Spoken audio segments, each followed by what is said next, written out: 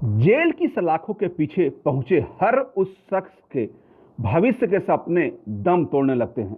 उसकी सारी उम्मीदें हवा हो जाती हैं और भविष्य का सामना करने के नाम पर उसके शरीर में सिहरन पैदा हो जाती है।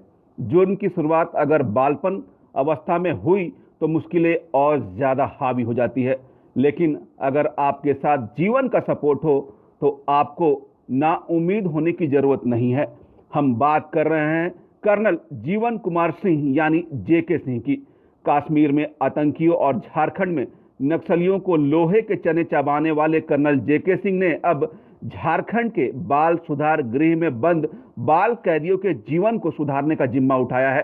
झारखंड के 12 बाल सुधार गृहों में से 6 की जिम्मेवारी कर्नल जेके सिंह के कंधों पर है और अपनी उस जिम्मेवारी को कर्नल बेहद संजीदगी के साथ निभा रहे हैं। बड़ा काम कर रहे हैं आप, जो पौध हमारी खराब हो रही है उसे सुधारने का काम कर रहे हैं। क्या क्या तैयारियां हैं, कैसे ये कर रहे हैं आप? मैंने जैसे ही ये कार्य मुझे सौंपा गया, हमने यह सोचा कि जहां एक तरफ सुरक्षात्मक कार्य किया जाए वहीं सुधार के भी रास्ते से हम चलें। तो सुरक्षात्मक कार्य के लिए सबसे पहले हमने औचक निरीक्षण अलग अलग संप्रेषण गृह का करना शुरू किया। साथ ही हमने यह महसूस किया कि कुछ चीज़ें जो निषेधात्मक थी वो पाई गई, उसे जल्द से जल्द बाहर निकाला गया। कुछ चीज़ें बाहर से भी अंदर आ रही थी तो हमने बाहर भी पेट्रोलिंग करना शुरू किया और अंदर में कुछ जगहों पे जो चीज़ें हमें मिली वो सब हमने तुरंत बाहर किया। साथ ही हमने उनसे डिस्कस किया। हमने कहा कि हम आपके लिए टेलीफोन की सुविधा पर्याप्त रूप से मौजूद करेंगे और मुझे ये बताते हुए खुशी हो रही है कि उनके लिए जब ये सुविधा दी गई तो उन्होंने, जैसा उन्होंने मुझसे व्यक्तिगत तौर पर प्रॉमिस किया था, उन्होंने एक हॉर्लिक्स के डब्बे में मोबाइल्स बाहर सुरक्षा कर्मियों के लिए रात में रख दिया, जिससे कि अगले सुबह हम उसको ले सकें। बच्चों के पास जितने मोबाइल पहुंचे थे उन्होंने वापस कर दिया। और साथ ही हमने इसी के साथ साथ में एक आंतरिक सुरक्षा मीटिंग की, उनके साथ में बातचीत की, जाना कि उनकी क्या परेशानियां हैं। साथ ही उनमें नेतृत्व क्षमता बढ़ाने के लिए अलग अलग वार्ड्स के वार्ड लीडर बनाए। रिवेली के बाद कोई भी बच्चा अपने बिस्तर पर नहीं लेटा रहेगा, इसके लिए एक प्रॉपर रूटीन बनाया और स्पोर्ट्स एंड गेम्स की अवधि हमने बढ़ाई। तो इस तरह से एडमिनिस्ट्रेटिव चीज़ें हम ले गए और ट्रेनिंग में खासकर आर्मी भर्ती रैली के लिए विशेष तौर पे हमने प्रशिक्षण दिया। और मैंने ये पढ़ा था कि धर्म के बाद दूसरा कारण ऐसा है जिसके कारण क्राइम को रोका जा सकता है, वह है देशभक्ति। सर, वही हम जानना चाहेंगे। जैसे आपसे जो मेरी बातचीत हुई थी तो आपने कहा कि यहाँ पे धार्मिक पुस्तकें, इसके अलावा वार्ड में बच्चों को जो हमारे क्रांतिकारी थे देश के, उनके नाम से दिया गया है। ये बुक्स काफ़ी हैं सर, इसके बारे में जानना चाहेंगे कि इन बुक्स को कैसे देते हैं बच्चों को और कितना फ़ायदा इसका हुआ है? जी, सबसे पहले तो मैं ये बताना चाहूँगा कि ये बाइबल या इस्लाम धर्म को या श्री भगवत गीता, इस तरह के धार्मिक किताबों को हमने सबसे पहले एकत्रित किया और लोगों ने हमारी काफ़ी मदद की।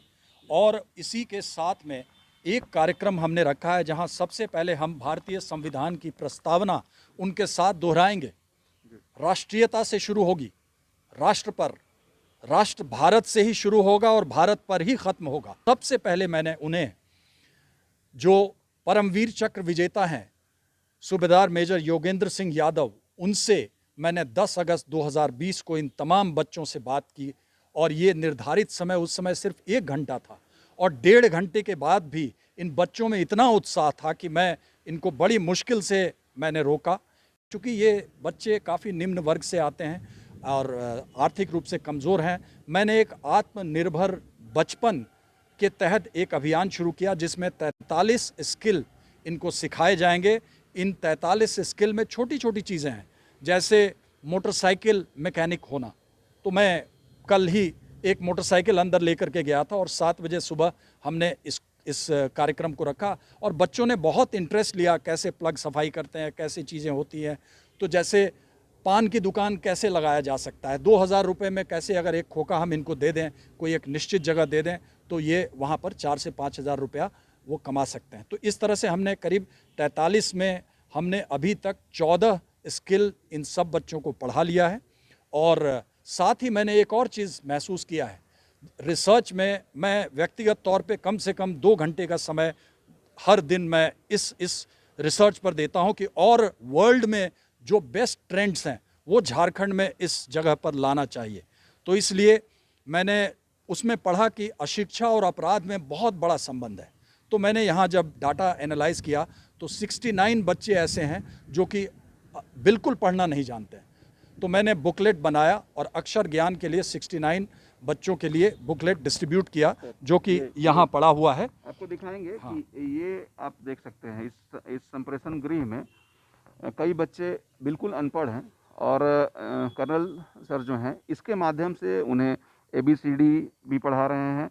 इसके अलावा आप देख सकते हैं ये क ख ग घ तमाम जो व्याकरण है शब्द हैं वो पढ़ाए जा रहे हैं।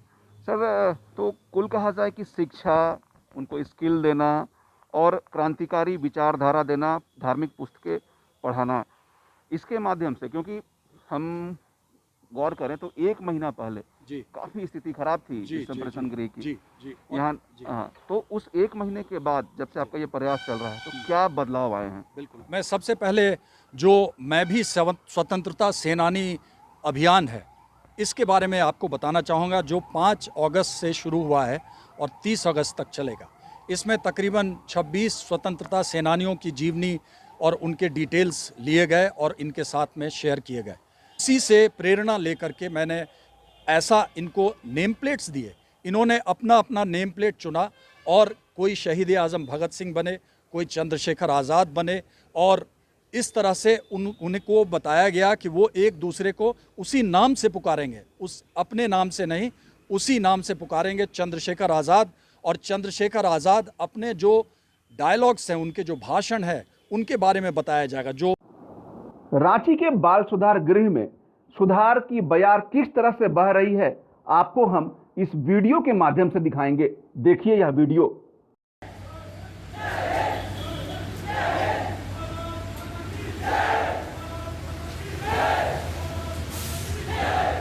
ये बाल सुधार गृह की आज की तस्वीर है, जिसके अंदर से सिर्फ भारत माता की जय और जय हिंद की आवाजें आती हैं। निश्चित रूप से कर्नल JK सिंह ने एक बेहतरीन काम किया है और इसे आगे बढ़ाने के लिए वे कृत संकल्प हैं। इसमें उनकी हर कोई मदद कर रहा है, जिसका भविष्य में बेहतर फल देखने को मिलेगा। प्रशांत कुमार, ETV भारत, रांची।